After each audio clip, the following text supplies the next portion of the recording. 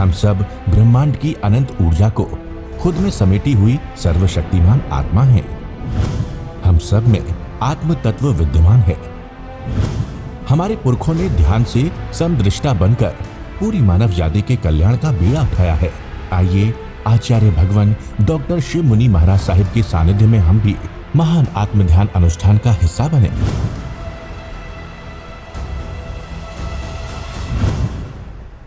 प्यारी गुरुवाणी है, बड़ी ही सुहानी है।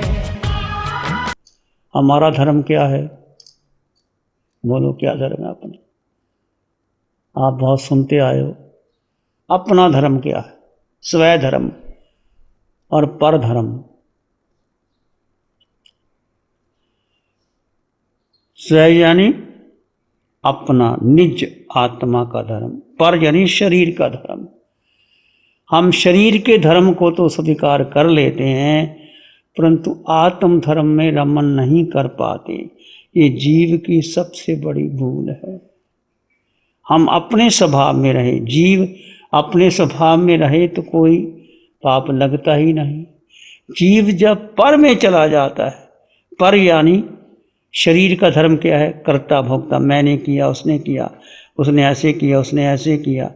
जितना शरीर का धर्म है उसमें जीव उलझ जाता है और उसमें ही सब संबंध बिगड़ जाते हैं। परिवार में, रिश्ते नातों में, संबंधों में जब व्यक्ति कोई निर्णय लेता है, तुमने उस ऐसा करना था, मैंने ऐसा करना था, और घर में कहीं झगड़े भी होते हैं, चाहे पति पत्नी का है, चाहे सासू बहू का है, चाहे बाप बेटे का है।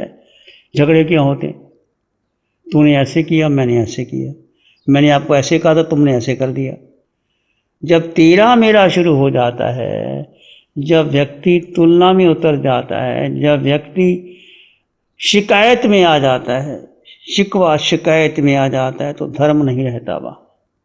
धर्म क्या है? जो है जैसा उसको स्वीकार कर लेना। तो आत्मा का धर्म क्या है? जानना और देखना। ज्ञाता दृष्टा भाव। मात्र जानो और देखो, कुछ करना ही नहीं।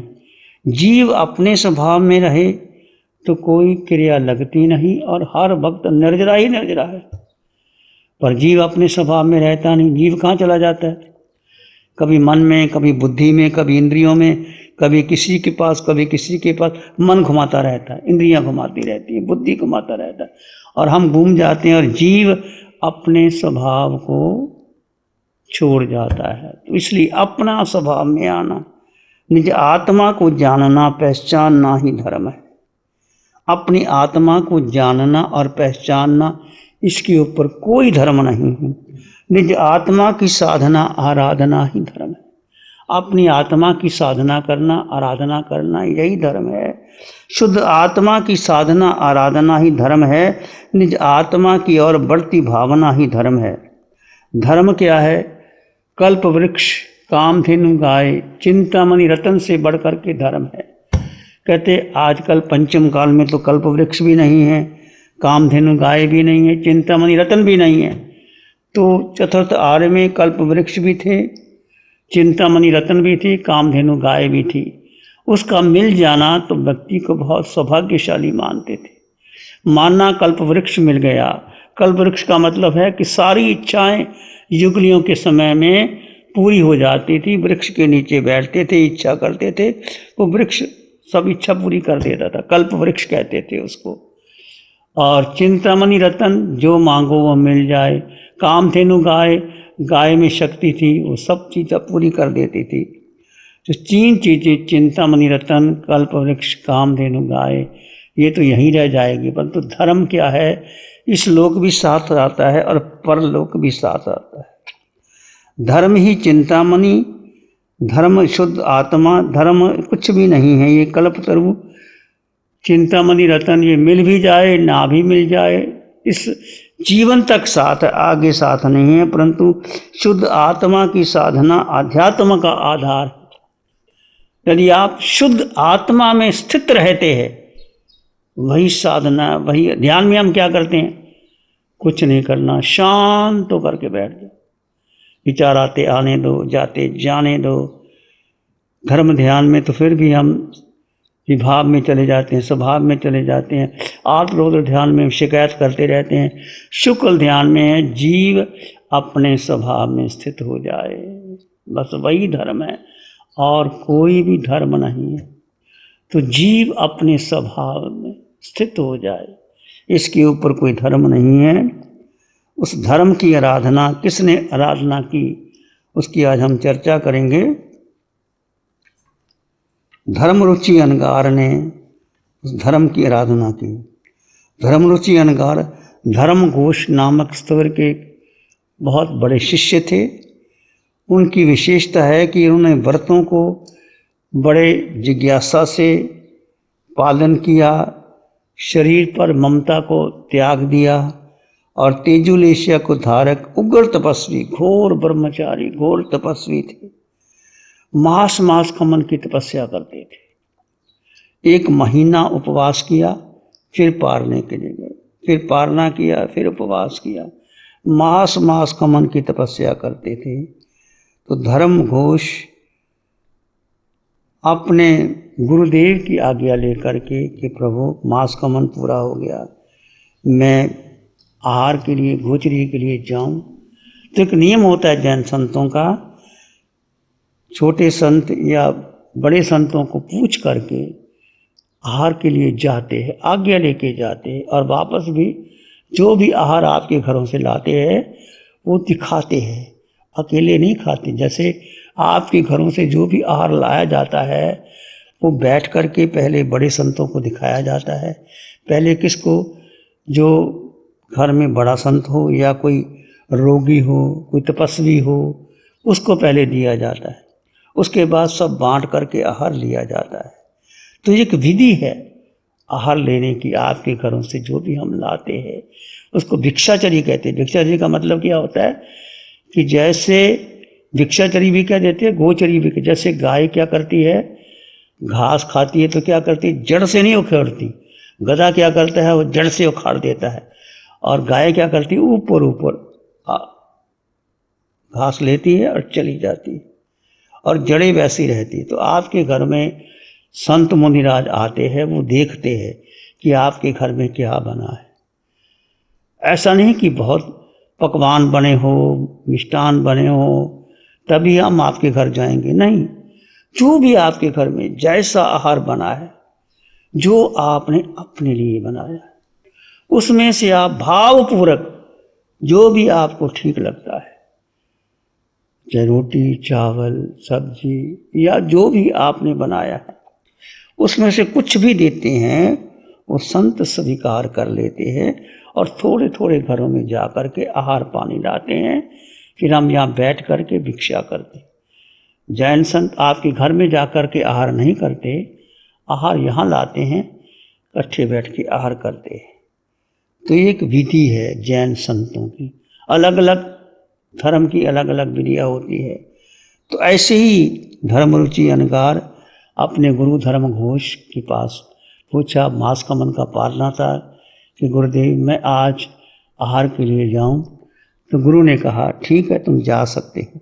तो चंपा नगरी के ऊंच नीच, मतलब ऊंचे घर, नीचे का मतलब है जो समृद्ध थे या जो कोई ज़्यादा अमीर नहीं थे या छोटे मोटे जैसे भी घर थे, अपने अपने घर की स्थिति होती है, सब घरों में जा कर के वो आहार लाते थे।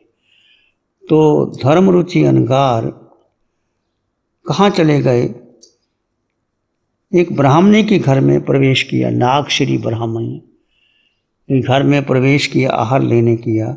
उधर नागश्री ने, जैसे घर में बारी होती है 3-4 बहनों की, आज तुमने बनाना, कल उसने बनाना, परसों उसने बनाना। तो नागश्री की बारी थी भोजन बनाने की, उसने भोजन बनाया। तो भोजन किया, तुम्बे का शाक बनाया था। तो बहुत घी मसाला लगा करके, खूब मसाला डाला, घी डाला, तड़का लगाया, जैसे आप लगाते हैं बहनें। अच्छा अच्छा स्वादिष्ट भोजन बनाते हैं, कई तरह के बनाते। तो उस नागश्री ने उस तुम्बे का साग बनाया, खूब मसाला डाल करके, घी डाल करके। जब वो चखने लगी तो चखा तो वो तुम्बा जहर था, कड़वा कड़वा तुम्बा था। अब उसको लगा कि मेरी तो बेइज्जती हो जाएगी। जब आएंगे घर, सब खाना वाले आएंगे, लोग आएंगे, तो लोग क्या कहेंगे, तुझे अक्ल नहीं थी, पहले चखना था भोजन कैसे बनाना है, तुम्बा था या कैसे, चख के बनाया करते। बहनें क्या करती, पहले चख लेती हैं फिर बोना बनाती। तो उन्होंने चखा नहीं, अचानक वो कड़वा तुम्बा जहर था, चखा तो आप कहती क्या करूं। अपना पाप छुपाने के लिए उसने अलग रख दिया, जो बनाया था वो अलग रख दिया और दूसरा सब्जी बनाने लगी। इतने में वो धर्म रुचि अहंकार आ गए, उसको बहुत खुशी हुई। देखो हार दिया कि चलो मेरे पास ही कुंडली आ गई है, इसको दे देती हूं, किसी को पता नहीं लगेगा ये क्या बनाया क्या नहीं किया।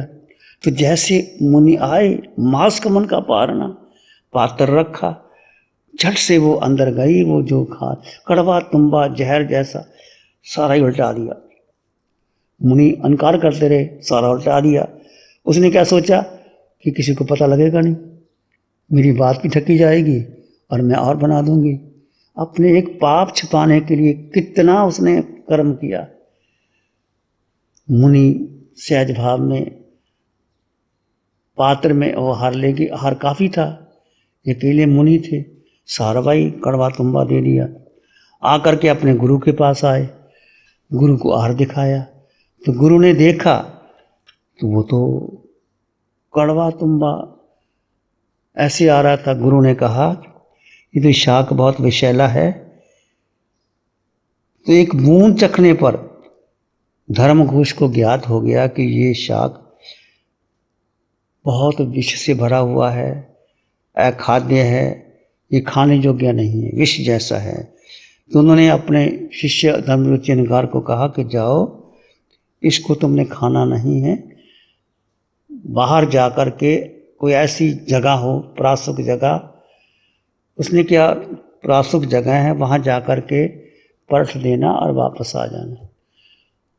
गुरु की आज्ञा मान करके वो जो आहार मिला था वो गया। जैसे वो पात्र खोला तो एक शाक की एक बूंद नीचे डाली तो चींटियां बहुत आ गई, क्योंकि मसालेदार आहार था, बहुत आराम शरम से बनाया गया था, तड़का लगाया गया था, पर है तो जहर कड़वा तुम्बा था। जैसे वो डाला तो सैकड़ों चींटियां आ गई। चींटियां जैसे आती है मर जाती है। मुनि ने सोचा, हो मैं कहाँ डालूंगा इसको, एक बूंद डालने से इतनी चींटियां मर गई, तो ये मैं सारा डाल दूंगा, कितने जानवर मर जाएंगे। ये दृश्य देखकर मुनि का दिल दहल गया। उसने सोचा एक बूंद शाक की डालने से इतनी चींटियां मर गई तो कितने जीवों का नाश हो जाता है। इससे अच्छा है कि मैं अपने शरीर में डाल लेता हूँ, मैं अपने शरीर में ही डाल लेता हूँ, तो किसी को कष्ट तो नहीं होगा, मेरी जान जाएगी। ऐसे क्षमावान मुनि थे। उसने क्या किया, शांत होकर के सारा वो जो कड़वा तुम्बे का जहर का था अपने ही गले में उतार लिया। जैसे ही उतारा तो थोड़ी देर में शरीर में दाह उत्पन्न हो गया, परंतु उन्होंने बहुत शांति से सहन किया कि अब मेरा समय निकट आ गया है, अब मैं बच नहीं पाऊंगा। तो शरीर की शक्ति क्षीण जानकर धर्मरुचि अहंकार ने अपने पात्र वगैरह वहीं रख दिए, प्रतिलेखना की, प्रमार्जना किया और अंत में आलोचना प्रतिक्रमण करके, क्योंकि एकदम विषाक्त था, विष से भरा हुआ था, तो गुरु के पास भी जा नहीं सकता था, सलेखना कर ली, संथारा कर लिया और आयु पूर्ण करके 30 देवलोक में सर्वार्थ सिद्ध नाम के विमान में उत्पन्न हुआ और वहाँ से मर करके वो महाविद्य क्षेत्र में जन्म लेगा और सिद्ध बुद्ध और मुक्त हो जाएगा। प्यारी गुरुवाणी है। नमो अरिहंतानंग, नमो सिद्धानंग, नमो आयर्यानं नमो वज्रायानं नमो लोए सत्साहुनं धम्मो मंगल मुखिठम अहिंसा संयमो तवो देवावित्तं नमं संति जस धम्मे श्यामना। श्री चत्तारी मंगलम अरहंता मंगलम सिद्धा मंगलम साहु मंगलम केवली पणत्तो धम्मो मंगलम। चत्तारी लोगोत्तमा अरहंता लोगोत्तमा सिद्धा लोगोत्तमा साहु लोगोत्तमा केवली पणत्तो धम्मो लोगोत्तमा। चत्तारी शरणं पवज्जामि अरहन्ते शरणं पवज्जामि सिद्धे शरणं पवज्जामि साहु शरणं पवज्जामि केवली पणत्तं धम्मं शरणं पवज्जामि। चारे शरण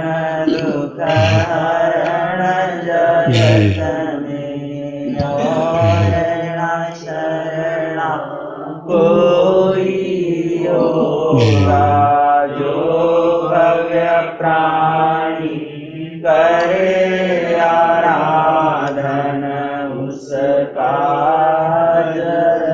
अमर पद होगा उसका सदा ही मंगल हो।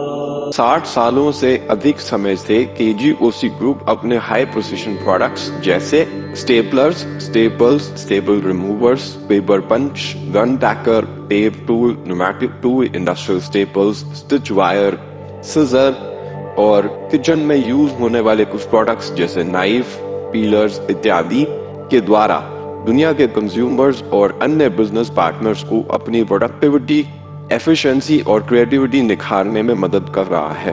केजीओसी ग्रुप दुनिया के जाने माने लार्जेस्ट मैन्युफैक्चरर्स में से एक है, जो कि अपने 4 ब्रांड्स कोहे, कंगारू, म्यूनिक्स और माइल्स के माध्यम से दुनिया के लगभग हर देश में उपलब्ध है। यह प्रोग्राम केजीओसी के सौजन्य से प्रस्तुत है। हमको ऐसी कृपा दृष्टि दे।